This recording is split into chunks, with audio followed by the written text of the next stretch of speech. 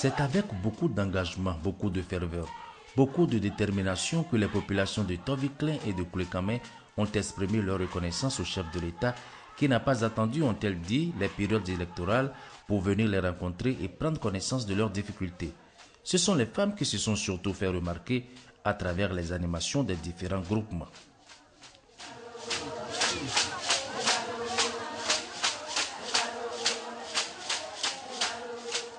L'enthousiasme manifesté par les femmes trouve sa raison quelque part.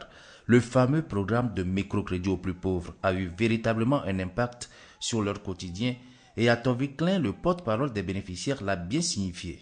Le taux d'oisiveté a baissé de façon considérable. Plusieurs femmes ont contribué à la couverture des besoins vitaux des ménages. Le programme de microcrédit aux plus pauvres, qu'on le veuille ou non, reste un modèle pertinent. C'est pourquoi d'ailleurs beaucoup de demandes sont encore en instance malgré le fait qu'à Toviklen, près de 5000 femmes ont été déjà impactées pour un montant d'environ 210 millions de francs CFA. Selon la représentante de la ministre chargée de la microfinance, les demandes en instance seront bientôt satisfaites, surtout que la commune a enregistré un taux de remboursement appréciable de 98%. Les jeunes de la commune de Toviklen ont apprécié pour leur part les actions menées par le gouvernement pour faire reculer les frontières de la pauvreté. Ils ont notamment invité le président Boni Yayi à avoir un œil particulier sur leur commune. Nous apprécions à sa juste valeur toute l'action offensive que vous menez pour bouter hors du Bénin la pauvreté en général et toutes les autres formes de vulnérabilité en milieu juvénile à travers les nombreuses structures dont le FNPEJ. Nous apprécions aussi les différentes infrastructures routières qui serpentent tout le pays. Nous apprécions enfin la promotion que vous faites des jeunes cadres du Bénin.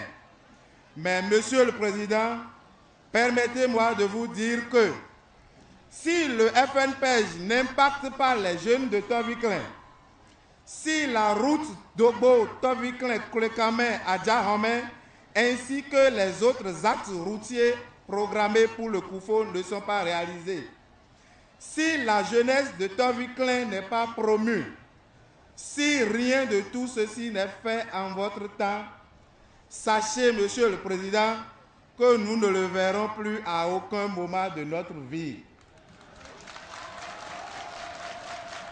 La commune de Toviklen compte environ 70 000 habitants. C'est une commune essentiellement agricole, à forte concentration humaine. L'insuffisance des terres cultivables, le déplacement de certains agriculteurs vers d'autres communes à la recherche de terres cultivables et la faible fertilité des sols, ce sont là quelques contraintes relevées par le porte-parole des producteurs. Des contraintes qui empêchent d'avoir des meilleurs rendements. Mais il y a aussi la dégradation des voies de communication qui ne facilitent pas l'écoulement de la production.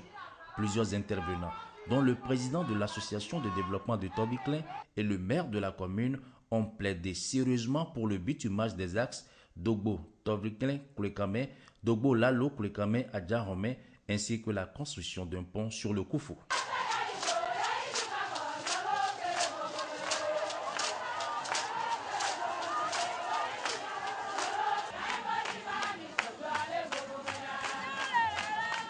Nous sommes à Koulekame. Koulekame, sur le plan agricole, enregistre à peu près les mêmes difficultés que sa voisine Toviklen.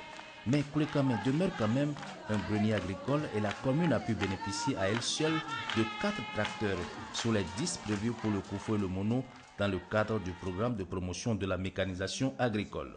Un programme qui a prévu aussi des mesures d'accompagnement comme la maintenance des engins. Le gouvernement a prévu la construction d'un atelier de réparation d'un coût de 201 millions de francs. Nous avons déjà eu le site et d'ici le mois de janvier, cette construction-là doit commencer à Koulekame pour servir la zone de Koufo. Autre mesure d'accompagnement du programme de promotion de la mécanisation, c'est l'appui pour la transformation des produits agricoles. Ceux qui sont intéressés par cette mesure, notamment les femmes, ont été invités à s'inscrire. Les artisans de Koulekame ont souligné pour leur part le bien fondé de l'assistance publique qui est une innovation et un symbole de la prospérité partagée chère au chef de l'État. À ce titre, ces artisans ont eu à bénéficier d'importants équipements et matériels de travail offerts par le gouvernement. Par exemple, des caisses complètes d'outils pour la mécanique automobile, des pistolets pour peintre, des perceuses électriques. À travers la mutuelle de développement de base, des crédits individuels leur ont été aussi octroyés. Mais l'absence de réseau électrique dans certaines localités et la faiblesse de la tension électrique constituent des handicaps pour grand nombre d'artisans de Koulékamé, tels que les soudeurs, les coiffeuses, les électriciens. Le ministre Saka Lafia n'a pas manqué d'éclairer l'assistance sur les localités devant bénéficier très prochainement de l'électricité. Idem pour le ministre de l'Enseignement maternel et primaire au sujet des reversements des enseignants. Dans la commune de Koulékamé, selon le ministre Félicien Zakari, 74 enseignants ont été recensés et 61 ont été déjà reversés dans la fonction publique. Devant une foule impressionnante, le président Boni Yayi a encore adressé aux populations son message de paix. C'est un devoir pour moi de venir vous voir, a déclaré le chef de l'État. Un devoir de venir vous rendre compte, vous écouter, afin de mieux vous servir, a ajouté le président Boni Yayi.